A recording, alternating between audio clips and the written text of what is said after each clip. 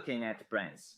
Regarding brands, we will discuss the definition and role of a brand, and I will provide a practical example by explaining Uber.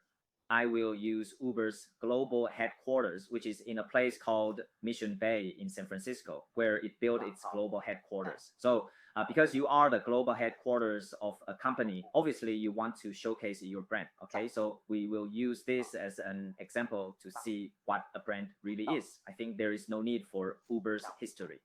Too much introduction because everyone actually knows that it originally started from the sharing economy, what we call ride sharing or carpooling. It is a platform that matches the two-sided users of transportation services. So its initial purpose was here. So what do we say a brand actually is? The English name for brand is brand, which originally means a mark.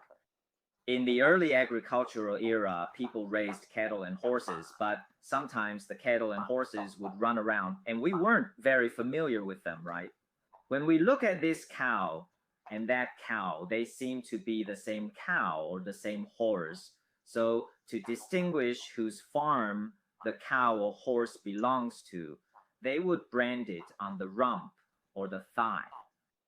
So the original meaning of brand is a mark.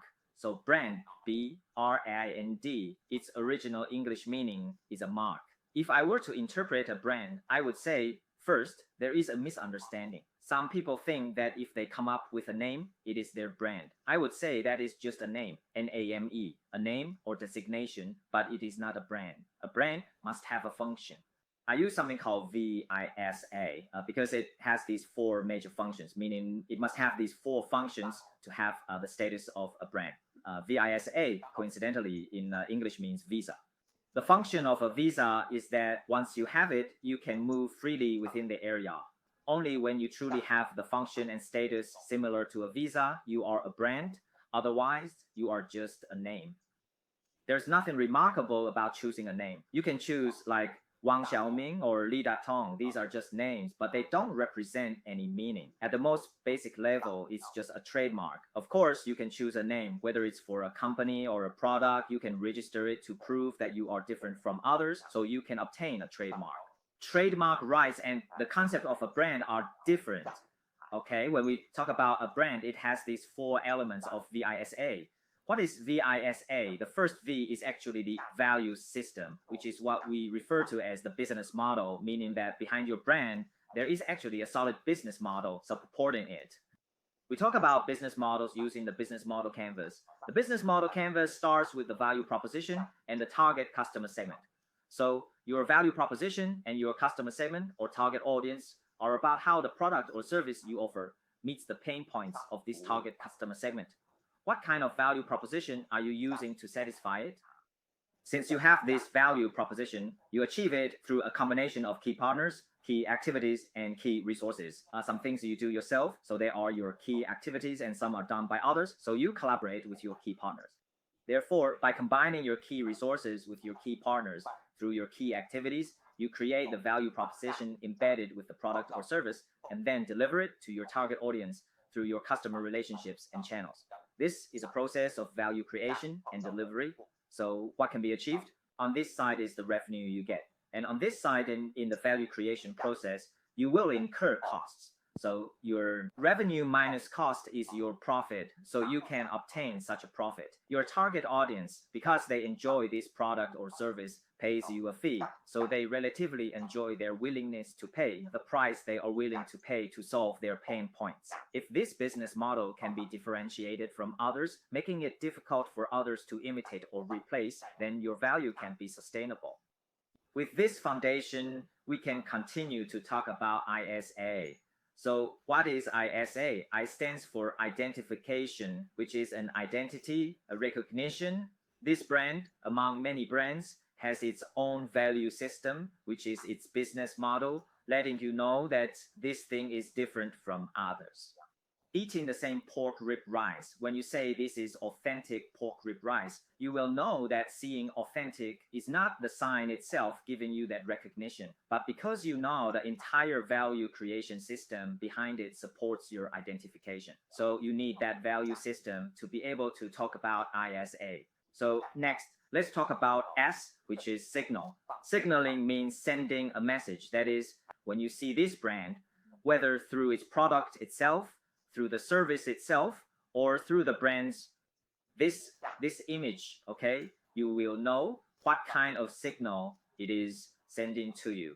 In a moment, we will use Uber as an example, the type of signal it sends, so that you can identify this product or service, and the ultimate benefit hoped to be achieved is affiliation. It is your recognition of it, your emotional attachment to it. So every time you want to consume this product or service, you naturally think of it. In other words, the first level is identification, and you know it is different from others. Similarly, when you want to buy bubble tea, you want to enjoy that bubble tea, but will you go to Chunshui Tang, or will you go to another like 50 Lan, or will you choose Che Tang Hui or others? Of course, Che Tang Hui and Chunshui Tang are part of the same corporate group, but they have different value propositions and positioning, so you will think of them at different times. This is a kind of emotional attachment. You might even stand up to defend it. For example, with computers, laptops, some people are particularly fond of ASUS, and you naturally have a good feeling towards it. Then you have an emotional attachment to it, and you might even stand up to defend it. So regarding the brand, you can see that its original meaning is a mark, and this mark is imprinted in your heart, and you know whose product it is. All right, so I'll use VISA to explain that only with these four elements can it become a brand.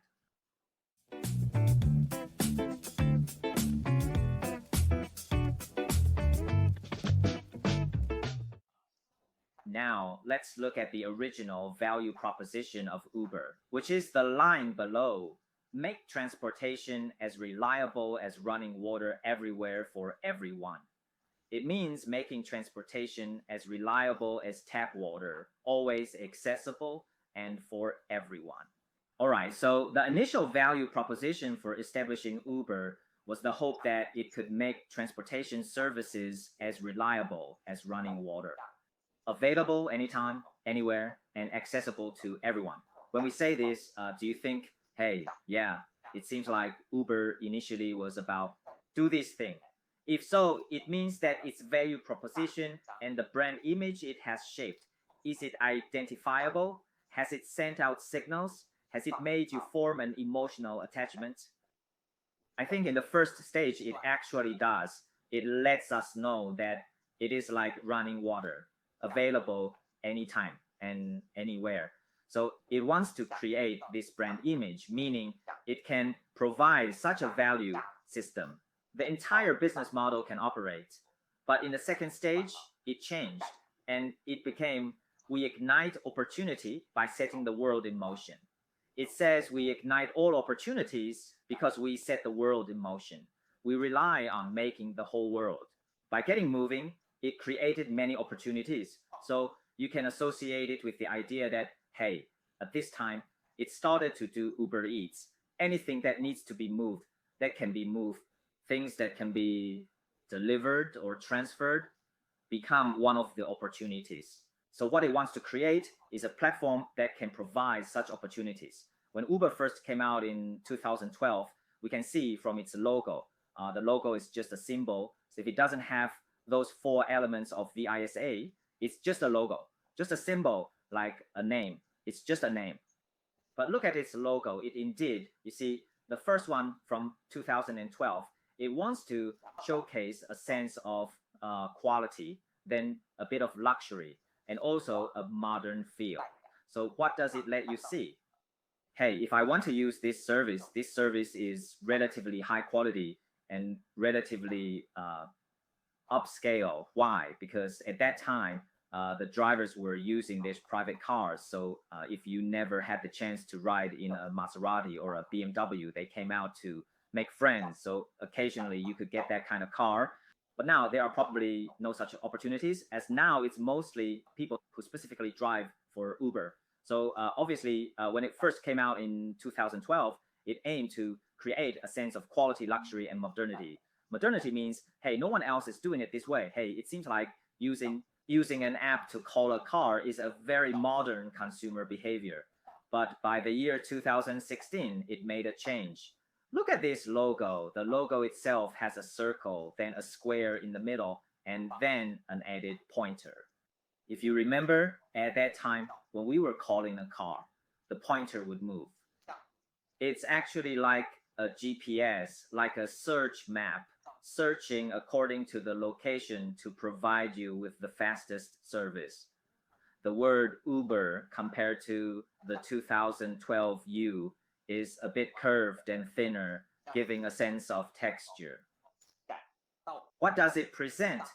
It is the location, search, and technology mentioned above. The image it wants to convey becomes my location plus search, and it is technology based.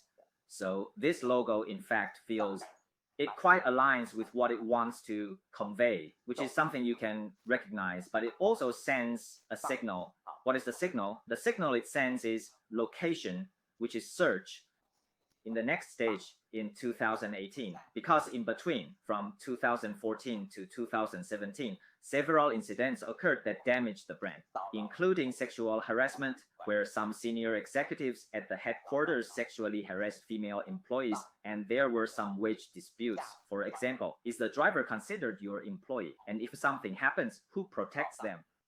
And there are also some boycotts, meaning strikes, by some driver unions. They believe, why in this city do I have to obediently pay the taxi license fee? Because to become a taxi driver, you need to register as a professional driver. You need to undergo regular health checks and pay for a professional license fee, among other things.